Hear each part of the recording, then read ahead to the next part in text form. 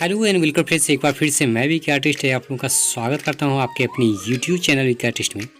तो फ्रेंड्स, आज मैं आपको बताऊंगा किस प्रकार से एक सेलिब्रिटी का स्केच आप ड्रॉ कर पाएंगे, वो भी आसानी से। तो इसके लिए आपको ग्रिड लाइनें खींचनी पड़ेगी, और जैसा कि मैंने 4 कॉलम में और 5 रो में खींच रखा है, तो इस प्रकार से आप कॉलम और रो को खींच करके आप इसको ड्रॉ करने में आपको बहुत सा आसानी मिल सकती है, खास करके जो नए कलाकार हैं।